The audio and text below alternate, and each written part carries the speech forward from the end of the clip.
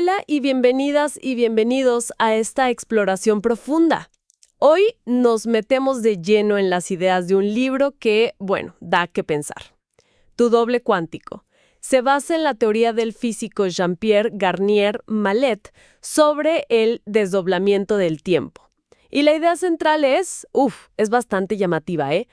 ¿Qué tal si una versión nuestra, una especie de doble, ya está viajando por nuestros futuros posibles mientras dormimos? Y no solo eso, sino que nos enviaría información. O sea, para ayudarnos a tomar mejores decisiones, a esquivar peligros, una cosa así. Vamos a desgranar un poco qué dice esta teoría sobre cómo funciona el tiempo, qué es exactamente este doble cuántico, por qué el sueño sería tan crucial en todo esto.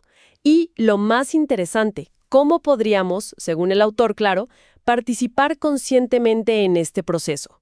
Es una mezcla curiosa de física, o bueno, al menos una propuesta física, biología y también ecos de conocimientos como ancestrales. Nos adentramos. Por supuesto. Es un concepto que realmente sacude nuestra idea habitual del tiempo, esa de la línea recta, ¿no? Propone un mecanismo físico, o eso afirma él, para explicar cosas como la intuición, las premoniciones, y lo conecta todo a un flujo constante de información entre distintas velocidades temporales. Es, sí, un desafío a nuestra percepción cotidiana.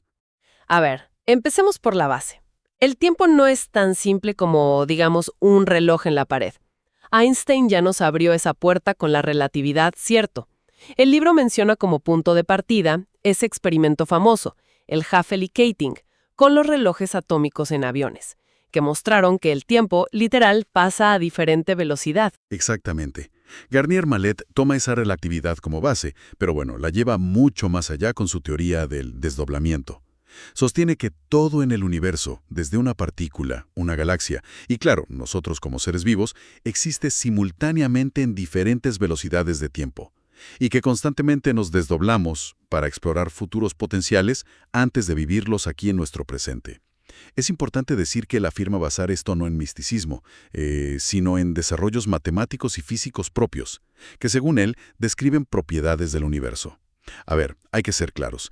Esta es una visión muy particular. No es la aceptada por la ciencia, digamos, mainstream. Pero bueno, es la base de todo su concepto. Entendido. O sea, parte de la física conocida, pero la extiende a su manera. Ahora, ¿cómo describe el libro a este doble? Porque suena un poco etéreo, ¿no? No va por ahí. Lo describe más bien como nuestro cuerpo energético, o quizá más preciso, nuestra componente ondulatoria, que opera en un flujo temporal muchísimo más rápido que el nuestro. En ese tiempo acelerado, lo que para nosotros son segundos, para el doble podrían ser días, semanas, o incluso más. Eso le permite explorar las consecuencias futuras de nuestras intenciones de ahora. Una versión nuestra en cámara rápida, explorando futuros. Suena a ciencia ficción, la verdad, pero la teoría lo presenta como una ley natural. ¿Y cómo se comunica? ¿Cómo nos llega esa información? La propuesta es que este doble simula constantemente escenarios futuros. Se basa en los pensamientos, las emociones, las intenciones que tenemos durante el día. Luego, a través de lo que él llama aperturas temporales, que serían momentos de conexión súper breves, imperceptibles, entre los diferentes flujos de tiempo, nos enviaría de vuelta la info más útil. Esta información no llegaría como una voz que nos habla, sino más bien como intuiciones, esas corazonadas repentinas, ¿viste? Sensaciones de alerta o de calma ante algo, sueños significativos. Básicamente, postula que pasado, presente y múltiples futuros potenciales coexisten y están como en un diálogo constante a través de estas aperturas. Y es interesante cómo conecta esto con ideas antiguas. Menciona que los griegos hablaban del alfa y el omega, ¿no?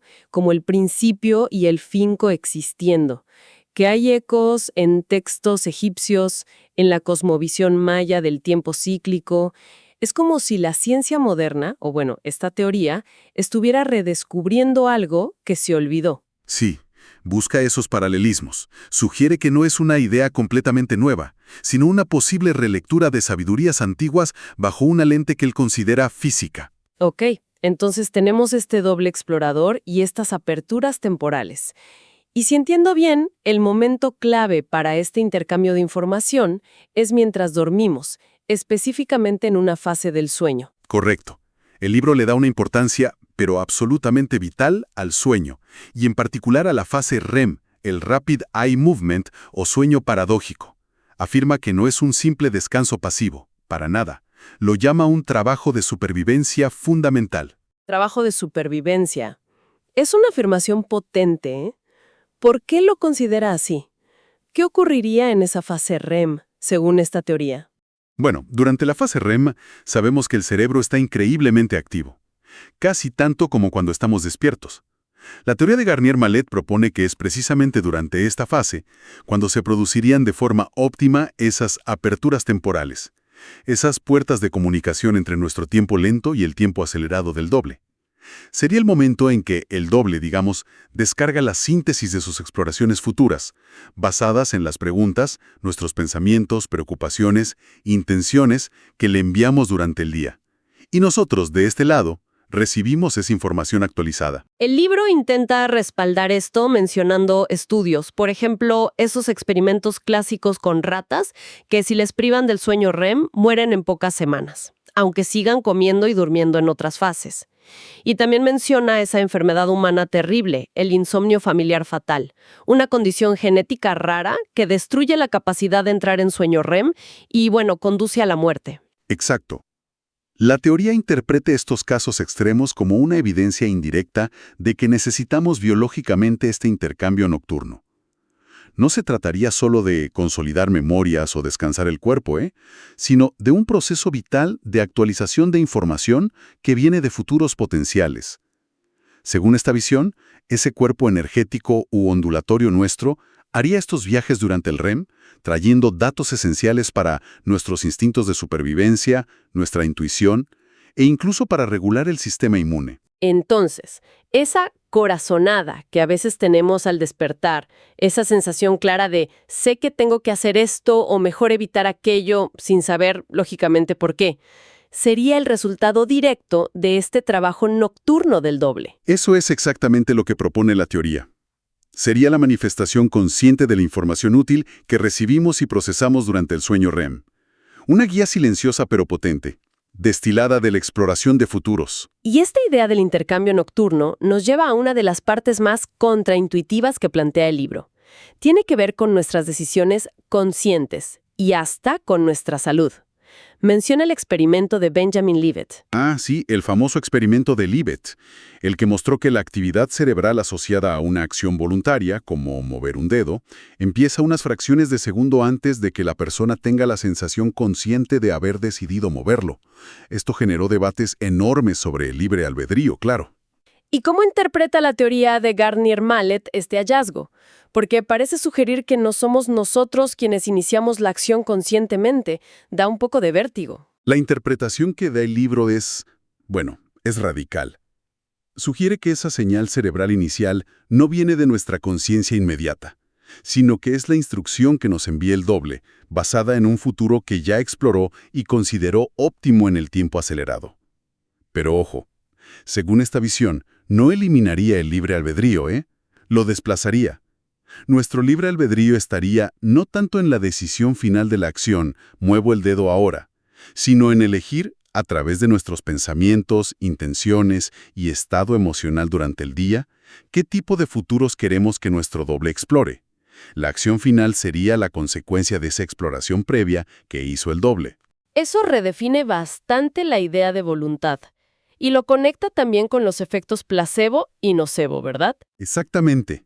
El efecto placebo, sentirse mejor con algo inerte porque creemos que es medicina, y su contrario, el nocebo, sentirse peor por una creencia negativa, son vistos por la teoría como ejemplos claros.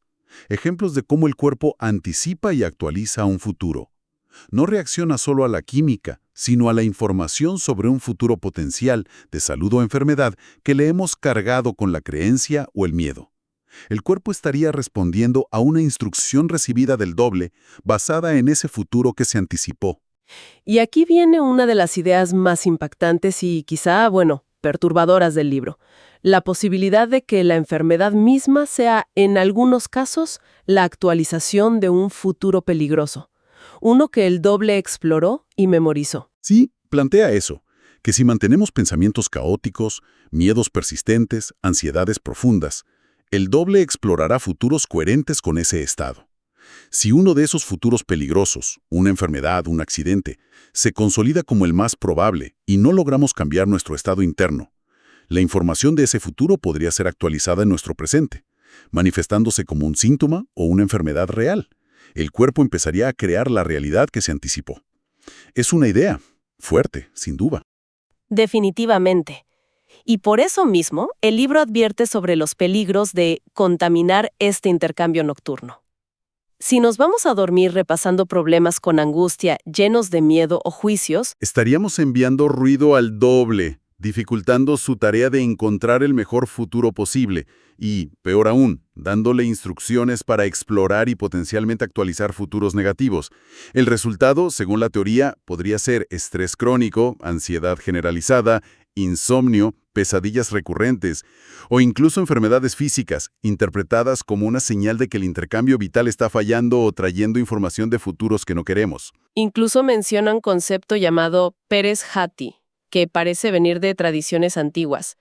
¿Qué significa eso en este contexto? Suena exótico. El Peresati se refiere a la idea, bastante inquietante la verdad, de que si no estamos bien sintonizados con nuestro propio doble, o sea, si nuestros pensamientos son muy caóticos, dispersos, o si estamos constantemente enfocados en los problemas ajenos, sin una intención clara para nosotros, podríamos accidentalmente captar o actualizar pensamientos, miedos o futuros peligrosos explorados por otras personas. Sería como descargar ansiedades colectivas o fragmentos de futuros negativos que no nos pertenecen, simplemente porque nuestro propio sistema de guía está desorientado. Requiere, según esto, una cierta higiene mental, digamos, para mantener la conexión con nuestro propio potencial. Vaya, eso añade otra capa de complejidad. Ahora, si aceptamos esta teoría, aunque sea como una hipótesis de trabajo interesante, la pregunta clave es, ¿cómo podemos hacer algo para colaborar conscientemente con este proceso? El libro dice que sí, y propone una especie de protocolo nocturno. Sí, y lo interesante es que enfatiza que no se trata de rituales esotéricos, complicados, ni nada de eso, sino de ajustar nuestra actitud justo antes de dormir. Son básicamente 3 pasos, muy enfocados en el estado interior. Primero, entrega o constatación, lo llama también.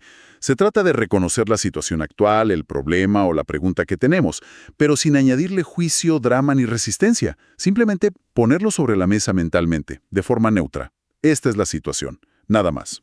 Ok, sin el ¡qué horror! Porque a mí... Exacto. Segundo, confianza y petición abierta. Luego, pedir guía hacia el mejor camino posible para nuestro equilibrio general. Y acá es crucial que sea una pregunta abierta, no un deseo específico y controlador como «quiero conseguir exactamente este trabajo» o «quiero que esta persona me llame ya».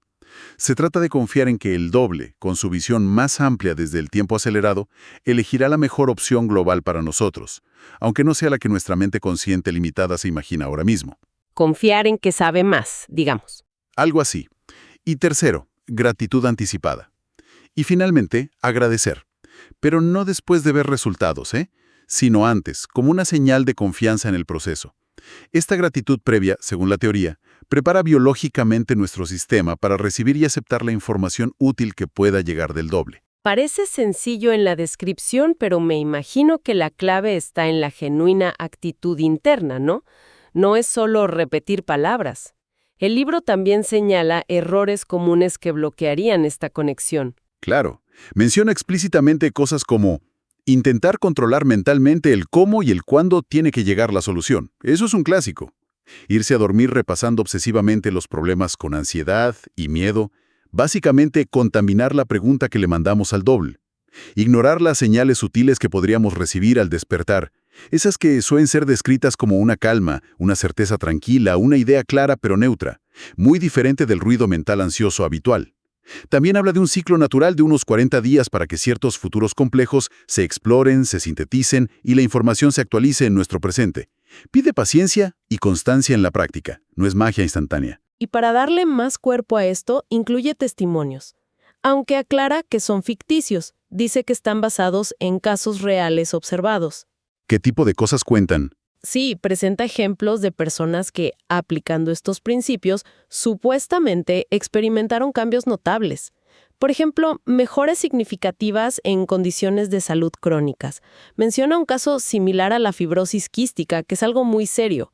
Giros inesperados en la carrera profesional, un despido que termina llevando a un trabajo con mucho más propósito, algo que no hubieran elegido conscientemente.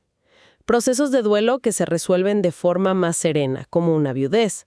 E incluso situaciones financieras complicadas que se evitan casi milagrosamente, como una bancarrota inminente. Todo atribuido a haber aprendido a colaborar conscientemente con su doble a través de este protocolo nocturno. Hasta ahora hemos hablado del impacto individual, pero la teoría va un paso más allá y aborda una dimensión colectiva. Plantea que nuestros pensamientos no son un asunto estrictamente privado. Eso es fuerte. Correcto. Esta es otra de las ideas potentes del libro. Que nuestros pensamientos e intenciones persistentes no solo crean nuestros futuros potenciales individuales, sino que también contribuyen a un campo de futuros potenciales colectivos. Un pensamiento de odio, miedo o juicio mantenido intensamente por muchas personas podría, según esta visión, generar un futuro potencial negativo colectivo, y ese futuro luego podría ser actualizado o manifestado por individuos o grupos más vulnerables o caóticos en cualquier parte del mundo. Sería como un efecto nocebo a gran escala. Si todos tememos una crisis económica, podríamos estar, sin querer, ayudando a crearla. Da un poco de escalofrío pensarlo. Esa es la implicación directa de la teoría. Miedos compartidos masivamente sobre crisis, guerras, pandemias, lo que sea, estarían saturando el espacio de los futuros potenciales explorados por los dobles de toda la humanidad, haciendo más probables esos escenarios negativos. Pero, y esto es crucial, la contraparte también sería cierta. Sanar nuestro propio futuro individual, eligiendo conscientemente antes de dormir pensamientos de neutralidad, confianza, no solo nos beneficiaría a nosotros, sino que también estaría limpiando potenciales peligrosos del campo colectivo. Sanar nuestro interior se convierte así en un acto con implicaciones planetarias, casi una responsabilidad. Una responsabilidad bastante grande, sí. Y finalmente, el libro conecta todo esto con un ciclo cósmico mayor, como para darle una perspectiva aún más amplia. Sí. Nogiola con el final del ciclo de precesión de los equinoccios, el famoso año platónico, un ciclo astronómico de aproximadamente 25.920 años. Sitúa nuestra época actual, y menciona específicamente alrededor de 2025 y los años que siguen, como un momento especialmente crítico dentro del final de este gran ciclo. Argumenta que, según las leyes del desdoblamiento del tiempo que él postula, el final de un ciclo intensifica enormemente la comunicación. El intercambio de información entre las diferentes velocidades temporales se acelera. ¿Y eso qué significa para nosotros, según la teoría? ¿Algo como un apocalipsis, el fin del mundo? No necesariamente en el sentido destructivo popular que se le da a la palabra.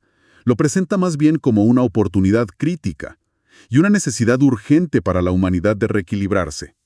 La mayor apertura temporal significaría que tanto los futuros positivos como los negativos se actualizan más rápidamente. La cosa se acelera para bien o para mal, digamos. Por lo tanto, se vuelve crucial usar conscientemente este mecanismo de intercambio nocturno para elegir no fabricar ni actualizar futuros caóticos colectivos. Sería como una ventana de oportunidad cósmica para dar un salto evolutivo en conciencia, aprovechando esta supuesta intensificación de la conexión con nuestro potencial futuro. Entonces, resumiendo esta exploración tan particular, la teoría del desdoblamiento del tiempo nos pinta un cuadro muy diferente de nuestra realidad. Muy distinto. No seríamos solo pasajeros del tiempo, sino co-creadores activos, con un doble explorando futuros y con quien podríamos colaborar cada noche simplemente cambiando nuestra intención y estado mental antes de dormir. Surgen preguntas inevitables, ¿verdad? ¿Podría esa voz interior que llamamos intuición ser información literal de un futuro ya sondeado por nuestro doble? ¿Nuestro estado mental al dormir podría tener un impacto físico medible en nuestra salud en las decisiones que tomamos al día siguiente? ¿De verdad? ¿Y podría esto sumado influir en el rumbo colectivo? Da mucho, mucho que pensar. Son preguntas enormes. Sí, y como mínimo invitan a la autoobservación. independientemente de si uno acepta o no la física propuesta por Garnier Mallet, que como dijimos es controvertida y no está aceptada por la comunidad científica. La teoría ofrece un marco conceptual diferente, una forma de intentar dar sentido a fenómenos que a menudo clasificamos como coincidencias, suerte o simplemente inexplicables. Intenta vincularlos a leyes físicas, aunque sean las suyas, y a procesos biológicos conocidos, como el sueño REM.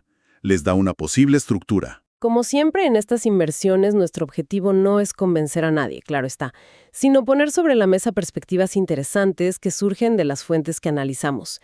Y el libro Tu doble cuántico, sin duda, ofrece una visión singular sobre nuestro potencial latente y nuestra relación con el tiempo. Es provocador. Quizá la reflexión final para quien nos escucha podría ser esta. ¿Qué pasaría si empezáramos a tratar ese momento de transición entre estar despiertos y dormirnos no como un simple apagar el sistema, sino como un instante de conexión crucial, como sugiere esta teoría? Si abordáramos el sueño con una intención consciente de equilibrio, de confianza, de apertura a la guía, ¿qué tipo de futuros individuales y quizá colectivos podríamos empezar a favorecer? Una pregunta para llevarse a la almohada, ¿no?